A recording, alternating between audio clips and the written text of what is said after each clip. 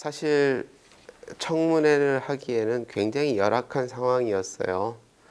그 청문회를 앞두고 사실 많은 조사를 더 집중적으로 해야 되는 부분이 있는데, 알다시피 정부가 강제 종료를 시켜서 조사 활동이 원활히 이루어질 수 없는 상황이었거든요. 역시 예상했던 대로 증인들이 거의 다 안 나왔잖아요. 소위 문제가 될 만한 소지가 있는 증인들은 다 안 나왔다고 보면 돼요. 여러 가지 새로운 것들이 좀 밝혀지긴 했지만, 그냥 한두 가지 먼저 얘기를 한다면, 사실 정부가 갖고 있는 자료가 우리한테 충분히 제공되어야 그래야 우리가 조사 활동을 하는 거 아니겠어요? 근데 정부는 그동안 자신들이 갖고 있는 자료를 있다는 사실조차도 제대로 알리지 않은 것들이 많이 있어요. 이번 청문회 때 그런 것의 일부가 밝혀졌고요. 하지만 처음에 전제한 대로 청문회가 열릴 수 있는 조건은 결코 아니었다라는 것. 그 조건이 악조건인 것의 핵심에는 정부가 있었다는 것, 정부의 방해가 있었다는 것은 지적하지 않을 수 없습니다. 정부는 여전히 청문회가 조사 활동 기간 내에 이루어져야 된다라고 주장을 하고 있어요. 따라서 이번에 청문회 시작하기 전에 청문회는 불법이다 이렇게 얘기까지 했죠. 그러나 청문회는 업무의 일환이에요. 그러니까 조사 활동이라는 것이 아니라, 그러니까 정부의 해석대로 따져도 6월 말에 조사 활동이 설사 종료됐다 할지라도 조사 활동 한 걸 가지고 하는 또 다른 업무이고, 또 다른 업무는 여전히 특별조사위원회가 완전히 종료되기 전까지는 할 수 있는 일인 거죠. 따라서 이번 청문회는 조사활동, 정부가 주장하는 조사활동 기간 종료와 무관하게 할 수 있었던 합법적인 행위였다 이렇게 봅니다. 그렇게 해서 진상 규명을 하는 걸 방해하겠다는 의지가 있다고 봐요. 청문회가 불법이라고 주장하거나 청문회 불법이라고 주장을 해서 증인이 나가지 말라고 사실상 암시를 하는 그런 행위는 청문회를 통해서 혹시라도 진상이 더 규명되거나 규명된 진상이 일반 국민에게 알려질 것을 두려워하는 그런 의도가 있었을 거라고 생각을 해요. TRS는 이제 무선 공영 주파수 무선 통신이라고 얘기를 해요. 그래서 어떤 상황이 발생하면 한 사람이 얘기하는 거를 관련자가 다 같이 들을 수 있는 그런 무선 통신 방식이에요. 그러니까 세월호 참사가 일어났을 때 해경이 막 움직이면 서로 정보를 공유해야 되잖아요. 그러니까 TRS를 썼던 거죠. 이 TRS에 들어있는 내용은 당시에 해경이 세월호 참사에 어떻게 대응했는가, 그 당시 상황을 제대로 이해할 수 있는 굉장히 중요한 정보예요. 그래서 그걸 알고 있기 때문에 당시에 검찰도 TRS 자료를 내놓으라고 했어요. 그래서 내놨는데 우리가 1차 청문회에서 그 TRS, 공개된 TRS 자료가 검찰에서 내놓으라고 해서 자료가 있고요, 국회에서 내놓으라고 해서 한 자료가 있고, 감사원에서 내놓은 자료가 있어서 그 자료들을 다 비교해 봤어요. 비교해 봤더니 검찰이 갖고 있는 자료하고 감사원이 갖고 있는 자료, 국회가 갖고 있는 자료들이 다 이게 다른 거예요. 그걸 밝혀서 TRS 자료가 원래 원본이 아닐 수 있겠구나 라고 하는 걸 우리가 의심을 하고 있었던 거죠. 그래서 우리가 이제 그 자료를 내놓으라고 그랬죠. 그랬더니 내놓을 수 없다는 거예요. 왜냐하면 그 안에 비밀이 들어있어서. 그런데 2급 비밀이 들어있어서 내놓을 수 없다고 그러거든요. 그러면서 빨리 달라 그랬더니 해경이 주겠다 하면서 미루다가 처음 한 10의 일치를 줬어요. 그리고 다시 또 한 10의 일치를 줬어요. 그 20일치를 우리가 받은 걸 가지고 분석한 거예요. 이 얘기를 그렇게 강조하냐면 서버에 우리한테 준 거 말고 또 있을 수도 있는 거예요. 그리고 우리가 필요로 하는 더 많은 자료들이 더 있는 거죠, 그 서버 안에는. 그런데 이제 받은 자료만 갖고 분석하는 과정에서 또 우리가 이제 놀라운 사실들을 발견한 거죠. 그 여러 개를 발견했는데 그 중에서 청문회에서 가장 강조했던 건 두 가지인데, 하나는 에어포켓. 에어포켓은 그 당시 많은 사람들이 혹시라도 에어포켓이 있으면 에어포켓 있는 쪽으로 승객 일부가 이동을 해서 좀 버티고 있지 않을까, 이런 기대를 했던 거잖아요. 그러니까 많은 사람들한테 희망을 준 거예요. 나중에 일정한 시간이 지나서 에어포켓은 사실 없다는 걸 밝혀졌어요. 그게 희망 고문이다 흔히 말하는 걸 한 거죠. 또 그 당시에 우리가 TRS에서 발견한 거는 국민들이 나름 또 희망을 가졌던 건 수색하는 과정에서 직접 잠수부가 오래 들어갈 수 없으니까 혹시 다른 방법이 없을까 이러던 차에 로봇 물고기가 있고 4대강 때 한번 로봇 물고기 있었다고 말하면서 속인 게 있잖아요. 그럼에도 불구하고 또 로봇 물고기가 있고 이 로봇 물고기가 안에 들어가면 진짜 배 안이 어떤 상황인가를 오랫동안 볼 수 있을 거다라는 그런 식으로 로봇 물고기를 사용한다고 해경이 얘기한 적이 있어요. 근데 해경 TRS를 보니까 로봇 물고기는 2마리를 투입했는데 1마리는 들어가자마자 고장났고요. 그리고 1마리는 실제로 5분 정도밖에 사용이 안 했대요. 그런데도 불구하고 일반인들한테 로봇 물고기를 투입했다고 얘기했고 로봇 물고기를 투입한 게 실패했다는 얘기를 하지 않은 거예요. 대국민 사기극을 펼쳤다고 보는 거죠.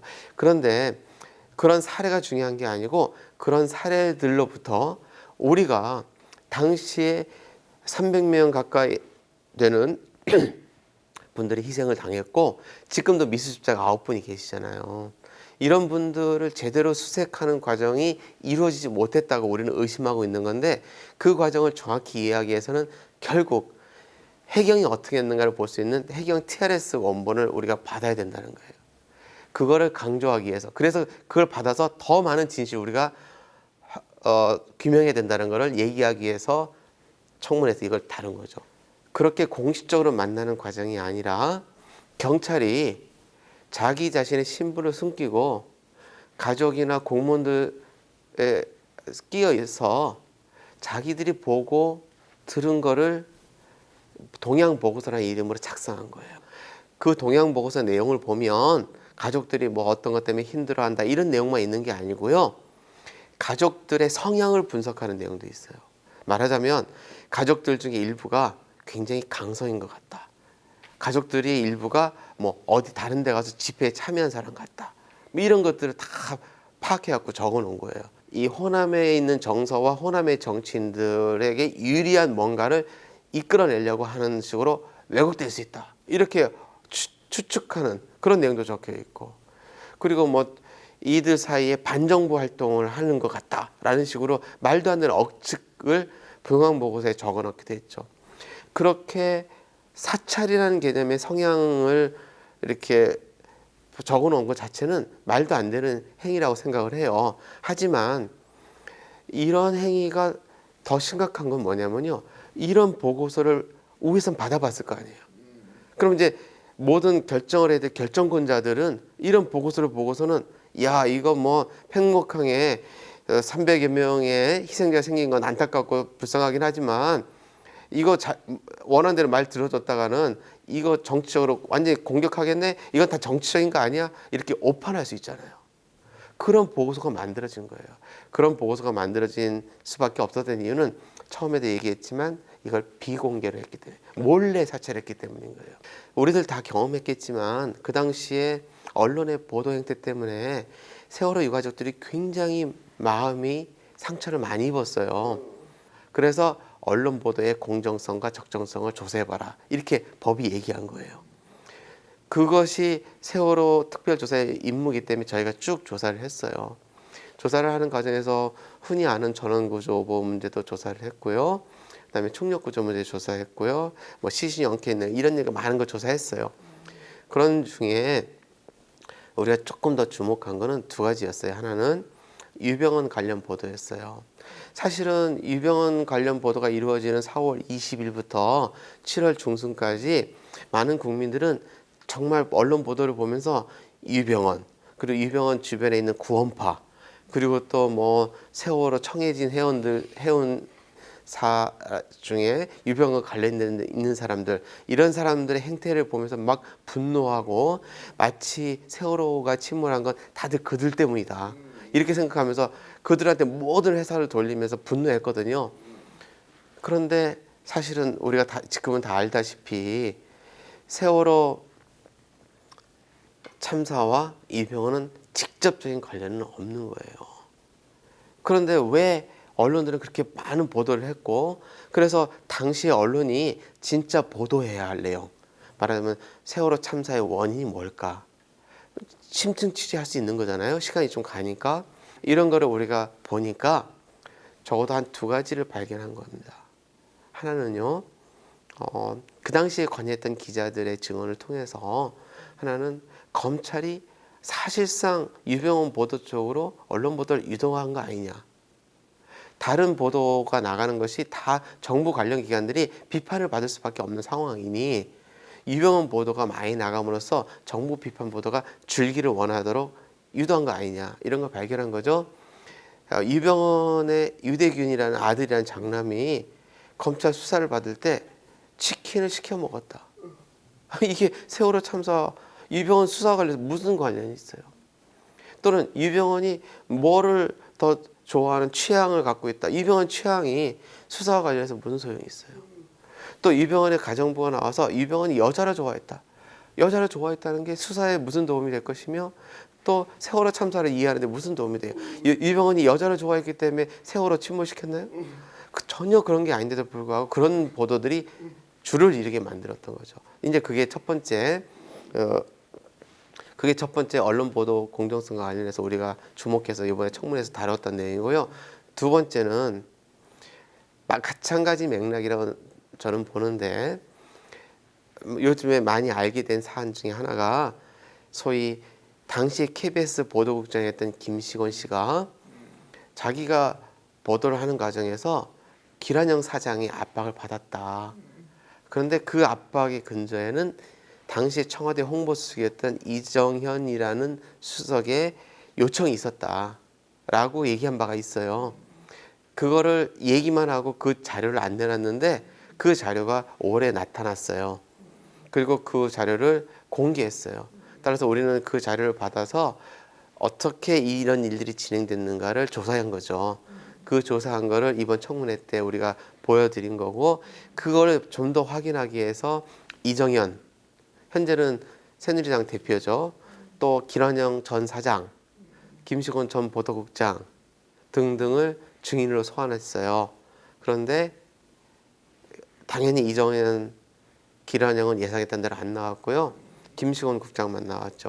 이제까지 밝히지 않은 새롭게 밝힌 내용은, 사실 기란영 사장이 나한테 지금 문자로 이렇게 지시를 해서 내가 어쩔 수 없이 자기로서 저널리즘의 양심의 측면에서 어긋나지 않으려는 노력을 하면서 분명히 바꾼 바가 있다 하는 문자 메시지를 공개하기도 했어요. 그래서 당시에 청와대 홍보수석이었던 이정현 수석으로부터 시작을 해서 당시 KBS 보도국장이었던 김시곤한테까지 어떻게 영향이 미쳤는가를 우리가 조금 살펴볼 수 있었다는 점에서 청문회의 성과라고 볼 수 있죠. 그런데 우리는 이런 생각을 했어요.